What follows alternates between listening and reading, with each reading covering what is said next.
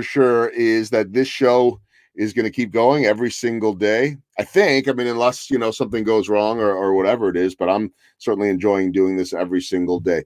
My ask of everyone is through social media or however you communicate with everyone, share these episodes. They're streaming live on YouTube and Facebook. The links are up on YouTube, Facebook, and LinkedIn.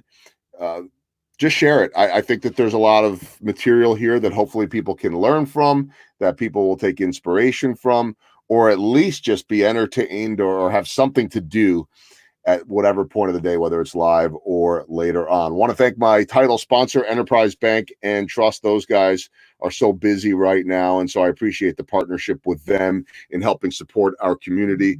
And also to my friends at KC Cattle Company, just put in my order last night. Here's the piece of advice, and veteran owned and operated up in Weston, Missouri.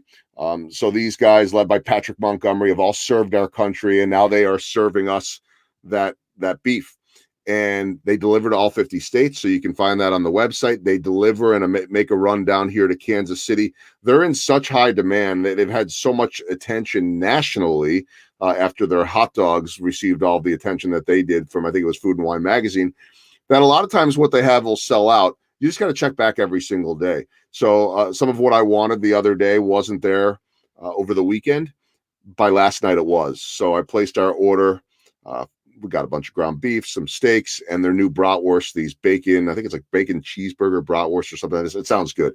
That's the way I'm eating right now too, like a lot of people, might be putting on a few pounds. Hey, it's part of what is going on right now. I digress, but check them out at kccattlecompany.com. Want to bring in my guest right now who had to sit through all of that.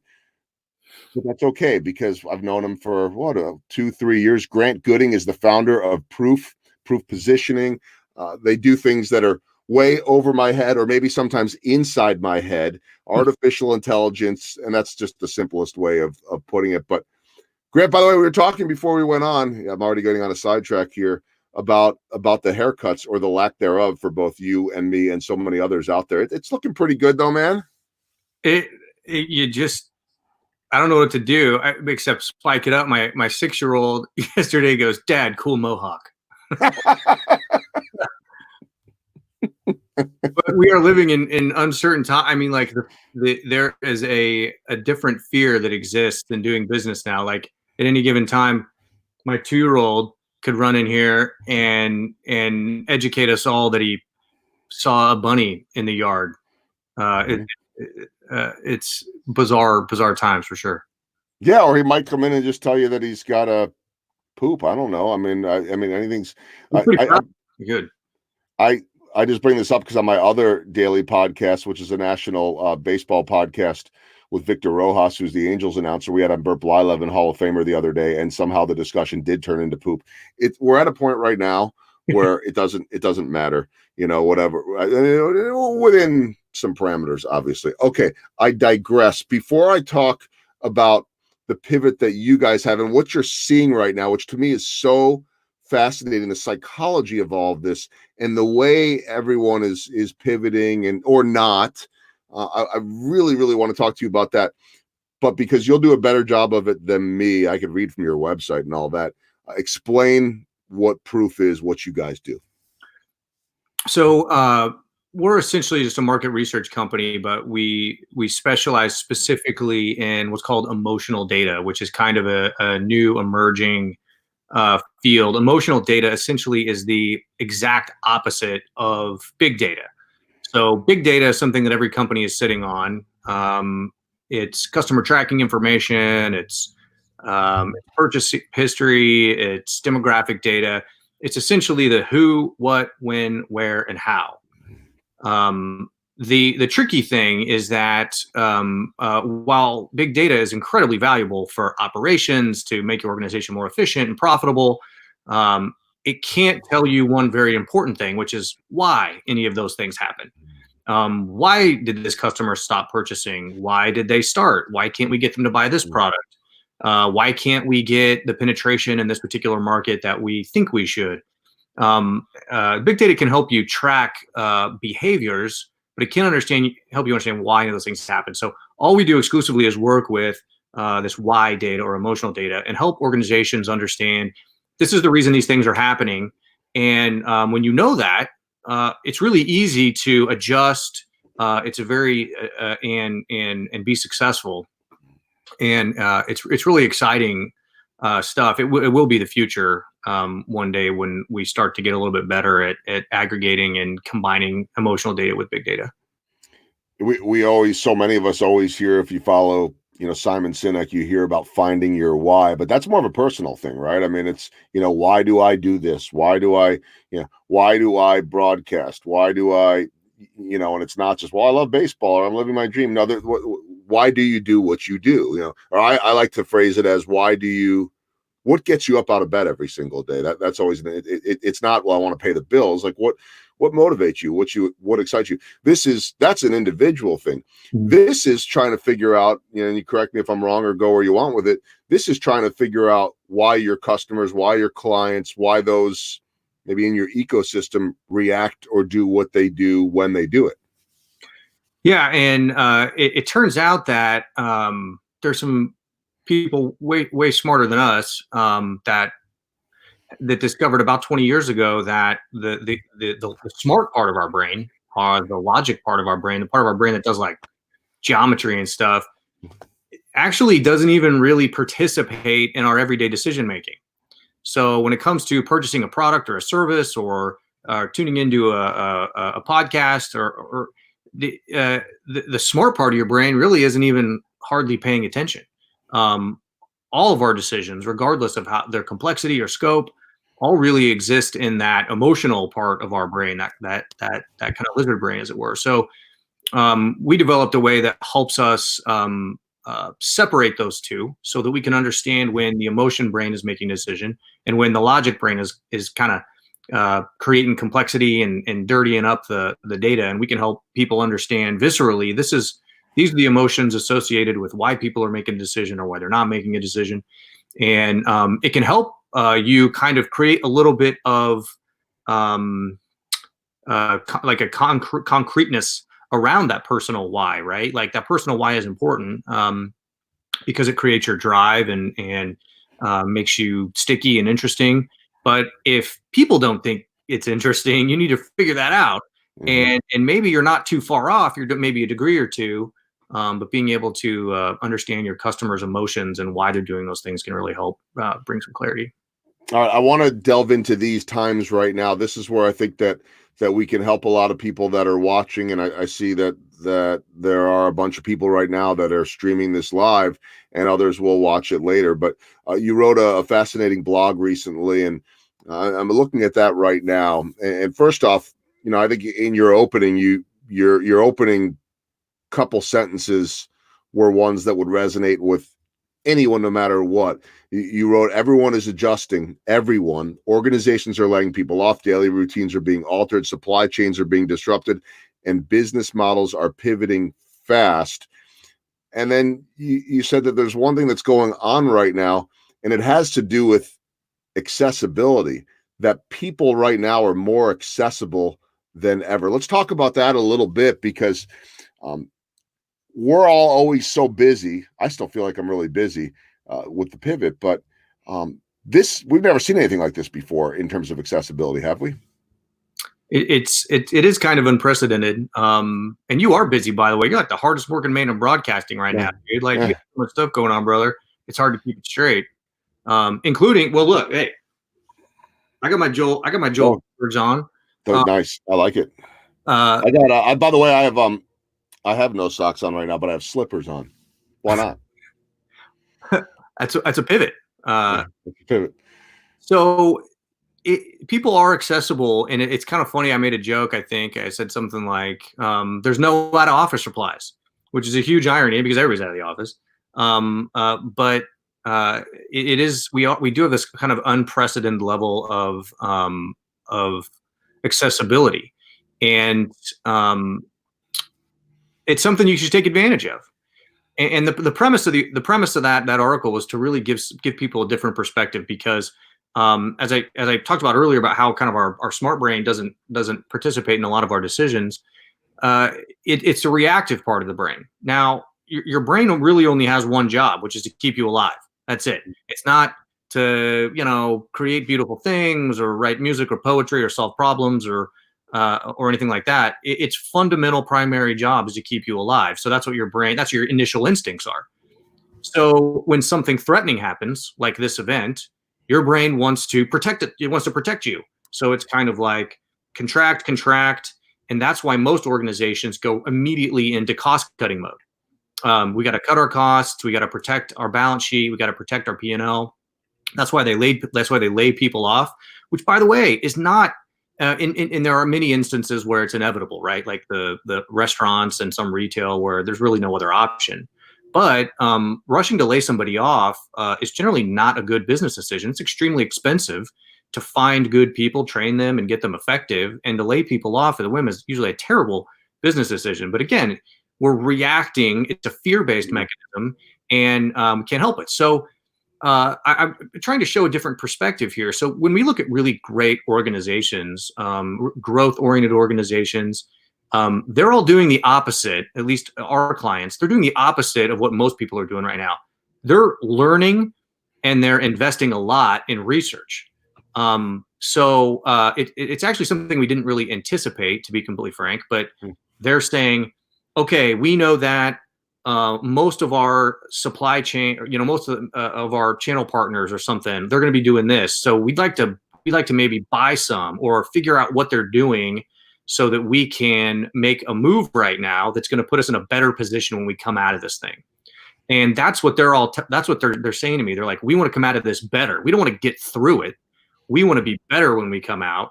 And the only way you can do that is to learn what other players in your universe are doing, your competitors, your customers, your the people that are in your supply chain, your vendors. And when you understand what they're doing, you can adjust responsibly and pivot now. And now is a great time because we have lots of time on our hands to do things. So it's just but it's something that people need to consider, right? What are you doing to not to get through this, but to learn and be proactive and come out of this strong. We have some clients that are going to come out of this. They're looking at buying up people that are kind of doing that fear-based, having that fear-based reaction. They're going to come out of this way better than they were before they came in. Yeah, and of course there are many that are thinking that way, and they're thinking about, what does this look like when it's over? There are others that I feel like are, it's not flying by the seat of your pants. I mean, I think right now, you and I talked before we went online here, like, don't worry about perfection. Just go out there and do it. And then you'll figure things out as you're going. To me, I use the analogy, it's very much like live television. There are things that we do on TV that we pre-record, and open to something, or, and if it takes 5 takes or 10 takes or hopefully 1 take, you want to get it right. You want the lighting right. You want the audio right. You want everything. But once the game goes, you can't stop and hit pause. You just go. And I feel like that's where we're at right now. It doesn't mean wing it. Doesn't mean don't think about it. But it means that you have to react on the fly a lot of times. Yeah, and that can be sometimes even we see large organizations that have very kind of nimble cultures, and they can react to things like this where larger organizations that are maybe or even small organizations that are more conservative are going to have a real hard time with understanding, and that's fine because it's people, right? The whole world is about people, and people fall on a bell curve, and it doesn't matter what you're measuring; it's always a bell curve, right? There are the early adopters, and they're the ones that have to buy the new iPhone the day it comes out, and they're going to wait in line. And then it's and then there are people that are like, I'm going to wait until it's been out for 6 months or 2 or to make sure the bugs are out, and then there are the laggards on the other side. So it just depends on. Most organizations take the personality of their leadership or their founder, and organizations that are slow to move and calculate too much are going to not be able to take advantage of the opportunity that exists in this current kind of temporary climate. I want to get back to the blog you wrote, and you said that here's why we think right now might be the perfect time to do market research. Number one really stood out to me, and by the way, I think this is important whether you're looking to do market research or whatever you do. And I would include this on a personal level right now. We're seeing it with Zoom and the different ways everyone's reaching out. You said number one, right now you need to be communicating with your customers more than ever. How is that differing now? We talked about accessibility. How does that need for communication and reaching out, how does it differ from the past? Well, even in the past, we see sometimes that people are actually somewhat reluctant to talk to their own customer base, which sounds bizarre, but it is, because you don't want to say the wrong thing. You don't want to jeopardize status quo, and that's that part of your brain that is that fear-based thing that's keeping you from changing your current reality. And it's you should never be afraid to talk to your customers. It's something that we do all day in and day out. We help organizations with that, and there's almost no downside. There are many times where people are like, "Hey, we sent this one little survey out, and we had a huge spike in sales." It's like, yeah, because you were talking to people, and people like it when you talk to them. Mm-hmm. So, kind of be sincere. But right now, the reason is because in crisis, you should always over communicate. No one wants to be under communicated to in the event that there's a crisis, especially if you are you perform a critical service for someone else. So if someone relies on you, so if you're a vendor, or you're in somebody's supply chain, or you're a professional service provider, like you're in marketing or advertising or law or accounting or banking, you should be over communicating with people. They're not going to be like, "Dude, stop sending me emails." They are when you are in a crisis, there is natural fear, and that's one thing that helps get you over it. So we always say, "Hey, it doesn't matter. Ask them, ask people." People don't get as annoyed as most people think when it comes to your communication.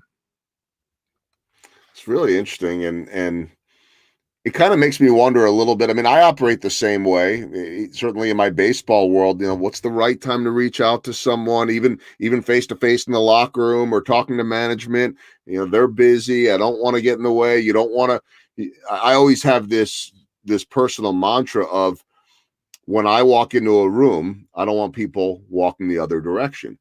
And so you have to do, in terms of maintaining relationships, the right things to allow people, when they see you, to say, "Oh, he's okay. He's safe. He's not going to set me back," and that type of thing. So there's a song and dance to it. But as you're talking about this, it's reminding me that we all could do a better job of communicating, not just right now when it's absolutely necessary, like you're saying, but maybe we weren't doing as good a job of that before all this started. And it's funny when you think about it, you do have to make calculations, because you're talking to tricky people to talk to, right? Mm-hmm.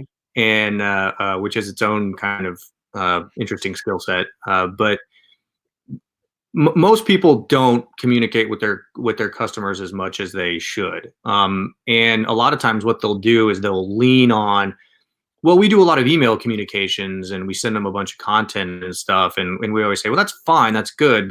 But as long as you're measuring what those results are, and you're seeing that there's consistent opens and all those numbers look good, that's fine. But an automatically generated email pushing some type of a content to a customer and reaching out to somebody and saying, "Hey, how's everything going?" are two wildly different things. They're not even close. So the more you can do the latter, the better off you're going to be. I mean, you probably know that better than anybody.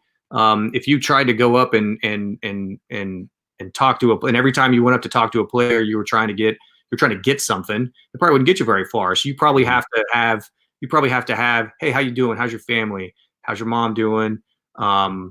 You probably have to do that, 5 to 10 times for every one time you ask for an interview. And there's no, your customers shouldn't be any different than, I don't think. Yeah, and there's not a formula to it. I think it's a feel thing, and there's authenticity. I mean, this is a whole nother discussion. But as you're talking about this too, you're making me think a little bit. And I don't know if any of the players are watching this. I wouldn't expect so, but you never know. But I have this mode where in the off season, unless something happens, a wedding, a death in the family, birth of a child, I those guys won't hear from me all off season. Like it's their time to be away. And Mhm. so I've sort of been through some of that right now and haven't really talked to guys since spring training. And so I probably need to just reach out from a standpoint of just how's it going? I am curious. I mean, I want to know how guys are doing, and not in a reporting type of way. I mean, I always tell people that the reporting side of it is my transaction. That's the business, and I'm not. This is a whole other discussion too. We can all do business right now, but you got to be careful the way you ask for it, understanding that many others aren't available to give that business. Which leads me to I'll go a little bit out of order here. You write your third point here was your clients are currently modifying or shifting their business models just like you. I don't, when I read that, Grant, I sit there and think we've never had a time in history, business, personal, whatever it is, where everyone is in the same boat in some form or another. And just because there's essential business doesn't mean that they are operating the way they were 6 weeks ago or a month ago. They've had to modify too, right? I mean, that's across the board.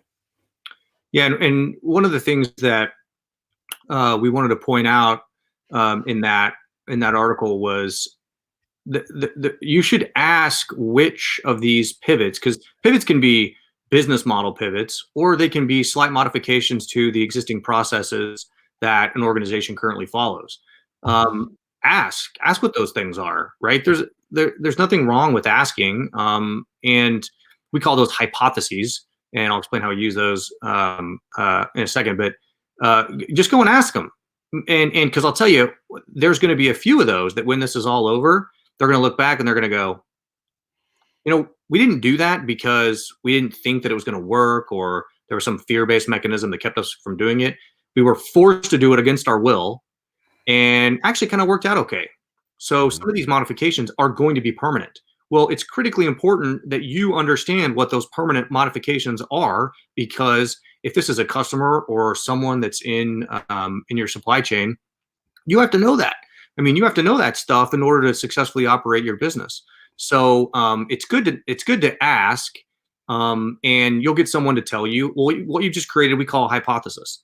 So if you are having conversations, write these hypotheses down or get them from your salespeople. Your salespeople are the ones on the front lines, and they're having, typically the most conversations. Take all that information, and that's typically what people give us. They said, here's 30 potential realities, and any of these could be a potential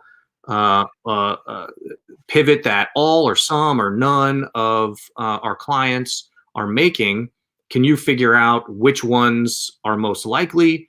How what we should be doing to help them with that new reality? And so that's kind of that's something that we might help them out with. And the output is they're going to come out of this with a stronger relationship. They're going to come out of it with a higher probability of being able to expand their work that they're doing with that existing customer, because they're on the front lines. They're not finding out later, right? They're on the front lines of what this looks like, and you're going to be able to adjust to that faster than your competitors are. So it's a way to be to think about it. It's a way to be aggressive and proactive during this time, and really outsmarting all of your competitors, and that are being cautious, being conservative, and that are kind of holding back. It's an opportunity to blow right past them. And to back up a little bit, but along the same lines, you wrote your customers and prospects are hunkered down with, all caps, with access to email. Everyone's got it right now, and that sounds a little funny, like, well, who doesn't have access to email? But when you're stuck in meetings, or you're traveling and don't have access to Wi-Fi, or on and on and on, right? Or you're in the middle of a lunch, and I guess in some ways people are still doing all of that via Zoom, but unless they're when you're in a board meeting or whatever it might be, you don't have the ability to be sitting there answering emails, but pretty much all day long, uh, people have that access that you talked about. And I don't know what you're seeing, but people want to hear from others. They're they're going stir crazy right now. And sometimes a little bit of what you were telling or what you wrote about in this article, a really good advice too. Just ask them how they're doing and how their family's doing. Ask, as you talked about before, how they're pivoting. And it's amazing how they may actually welcome that conversation. Yeah, it was something that I try to do anyway, but it's hard. We have a lot of responsibilities and things that you have to do, and so one of the things I always try to do is when I see somebody that wrote something interesting on LinkedIn, or I see something happen in somebody's life on Facebook or something, I'll just try and send them a text message, and or send them an email and say, hey, just wanted to check on you and see how you're doing. You typically get a couple paragraphs back, that, and it's just being a good friend, or being a good business partner. And now, kind of more than ever, is that although I've stopped trying to use the term "these troubling times," like that's all you see is like the same like two sentences. Yeah. Well, in these uncertain times, or these troubling times. Yeah. I use unique, but That's good. Better. But I feel like, eventually that gets old too. I mean, we're all trying to figure out how to do, and we all want to reach out. We all do want to connect. And I do think you want to, this is personally and professionally, you want to do it in an authentic way, which I think should always be the case. And some people do that well and others may never do that well. But authenticity right now, because, here's the thing. I mean, there's a way to reach out and not sell. There's a way to reach out and just truly care. But when it looks like it's the other way, I don't want to say no one wants to be sold to right now, but you got to be real careful the way you go about that. The intentions really do have to be pure, in my opinion. Yeah, and I think you always need to think. Yeah, I agree. Right? You need to create demand, whether you're an individual or you're a company. If you can't figure out how what we do, right, as an organization, or as someone that provides value, if you can't figure out how to communicate that in a way that does not come off as selling, then you need to hire some smart consultants to help you, right? There are everybody provides value in some way. Understanding why you are special and the value that you provide is a mathematically discoverable thing. That's what we do all day. Why is this special? Why is this not special? Why are people buying this? Why are they not buying that? There are reasons. And if you can figure out how to do it without it coming off as selling, like say, oh, I have to because I'm in a commodity business. I sell software and there's a million different people that can do the exact same thing, or I sell financial services, or I sell loans. That's head trash. If you can't figure out, first of all, there's something you're doing that is special to some extent. Otherwise, you wouldn't exist. You're not a commodity. Otherwise, you'd be traded up on a board downtown. There is something special that you're doing, and if you don't know what that is, you need to hire someone to figure that out for you. And that's what Simon Sinek was talking about. What is that thing that we do that's special? He makes it sound easy. It's not always that easy. Right. No, I'll say no one likes to be sold. Certainly not in this. I'm sure we've all gotten emails that are. I certainly have gotten my fair share of people that are just blatantly trying to sell, and it's like, be a little bit sensitive, right? People's balance sheets are pretty tied up right now, so right. Anyway, it's a good point. Well, and I just think the simple "how can I help you" phrase. And by the way, help doesn't have to come in the form of a transaction or money, depending on what you do, who you are. I mean, somebody recently asked if I could help out fundraising for something that was really important. And I've tried to do that once. I don't know that I did it very well. I'm not good at fundraising. I'm not comfortable with it. But my reply was, maybe I can help in a different way. Maybe I can help lend a voice. Maybe I can help, share some publicity on this one. I mean, there are always ways just to help and add value for people. That's again, that was true before. I think it's more true than ever because, as you talked about or wrote about in that blog, I mean, everybody's going through this in some form or another. You almost have to walk in someone else's shoes and have that empathy that hopefully they have for you. Final question before we move on with our days of looking in the mirror and watching our hair grow a little bit more every single day. You talked about what you guys do in emotional intelligence. I give a short shout out, by the way, to Courtney Chapman over there because mutual friend. Well, she works for you, but I assume she's watching. If she's not, shame on her. But I wanted to give a little. Probably doing something more important. Probably, but at some point, well, it'll be there for her later today too. So if you're watching, Courtney, hi. But you talked about emotional intelligence being the future. So if you're living in the future and maybe you're ahead of that curve, and I know it's constantly evolving, it's constantly changing. What does not for you, not for proof, but what does the future look like? It's the $1 million, $1 billion question. When we come out of this, I'm not asking when we come out of it. Which is translation, the question I get every day: when is baseball starting? And I don't know. I hope, and if it happened in July, I'd still be happy. June would be great. I don't see May happening, but whatever. We're all going to get back to some form of what life was like before, but I don't know that it'll ever be the same. What do things look like in the future? So how far? You talking about July? Well, let's do it in two phases here as we wrap up. Yeah, what do things look like, in a couple months as we start to pull out of this, and what does it look like big picture down the road? Well, I think that this is going to have a social hangover. There's going to be a business hangover. There's going to be an economic hangover, and there's going to be a social hangover. I mean, think about how many coffees and lunches and drinks that you have, and when you see someone, you're going to shake their hand. Are we all going to jump right back into that, or is a few months of being very conscientious about not shaking somebody's hand going to make that weird? So we all need to be prepared for the person that wants to elbow bump us, and that goes into December and January and February, and maybe that becomes a thing. I mean, weird social stuff that could come out of this. As far as long term down the road, everything will be fine.